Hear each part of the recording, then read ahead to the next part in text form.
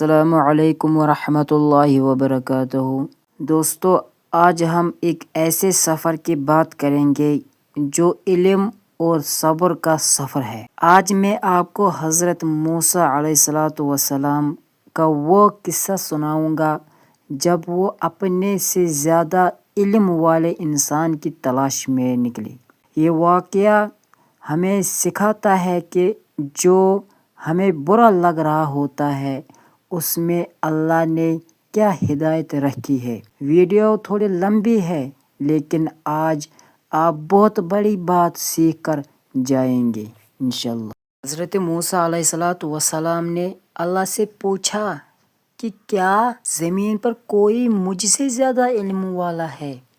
اللہ نے فرمایا، ہاں، میرا ایک بندہ ہے جہاں دو دریا ملتے ہیں، مجمع البحرین۔ حضرت موسیٰ علیہ السلام اپنے ساتھی کے ساتھ نکل پڑے۔ نشانی یہ تھی کہ ان کے پاس ایک مچھلی تھی، جب وہ زندہ ہو کر پانی میں کود جائے گی وہی منزل ہوگی۔ آخر وہ حضرت خضر علیہ السلام سے ملا۔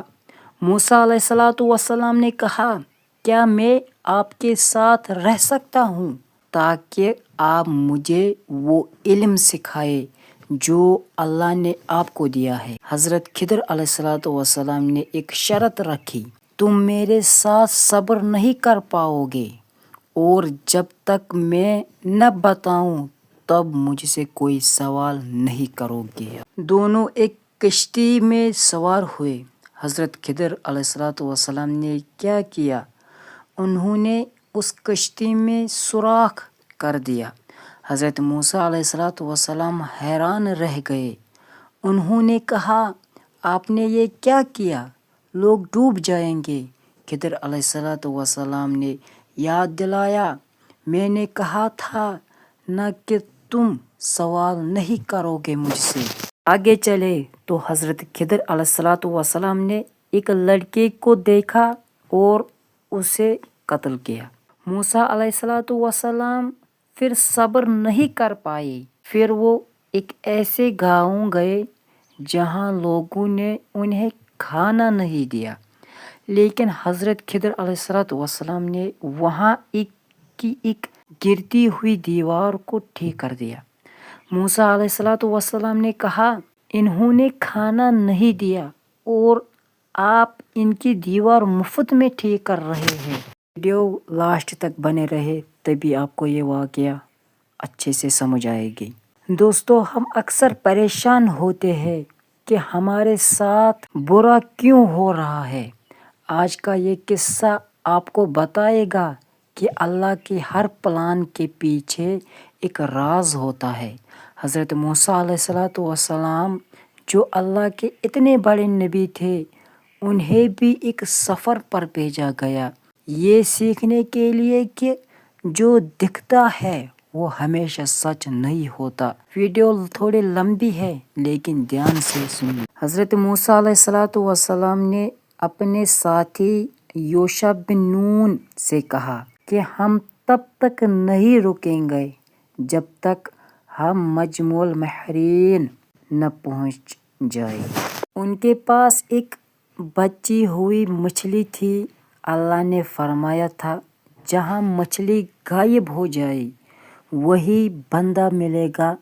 ایک جگہ وہ سوتے رہ گئے اور مچھلی زندہ ہو کر پانی میں کود گئی۔ سورہ کہف میں یہ ذکر ہے۔ جب وہ آگے نکل گئے اور بھوک لگی تب یاد آیا مچھلی تو غائب ہے۔ واپس آئے تو وہاں ایک بزرگ ملے جنہیں حضرت خضر کہا جاتا ہے۔ حضرت خضر علیہ السلام نے شرط رکھی، سوال نہیں کرنا۔ دونوں ایک کشتی میں بیٹھے۔ کشتی والوں نے ان سے پیسے بھی نہیں لیا کیونکہ وہ نیک لوگ تھے، لیکن اچانک خضر علیہ السلام نے کشتی کا ایک ٹکڑا توڑ دیا۔ موسیٰ علیہ السلام کا کیا ری ایکشن تھا؟ موسیٰ علیہ السلام حیران ہو گئے، آپ نے یہ کیا کیا؟ انہوں نے ہمیں سے کرایہ تک نہیں لیا اور آپ نے ان کی کشتی خراب کر دی، آپ تو انہیں ڈبونا چاہتے ہیں۔ حضرت خضر علیہ السلام نے صرف اتنا کہا، میں نے کہا تھا نا آپ صبر نہیں کر پاؤ گے۔ آگے چلے تو حضرت خضر علیہ السلام نے ایک معصوم لڑکے کو دیکھا اور اسے جان سے مار دیا۔ یہ حصہ بہت حیرت انگیز ہے۔ حضرت موسیٰ علیہ السلام تڑپ اٹھے، آپ نے ایک معصوم کی جان لی، اس نے تو کسی کا خون بھی نہیں کیا تھا، یہ تو بہت برا کام ہے۔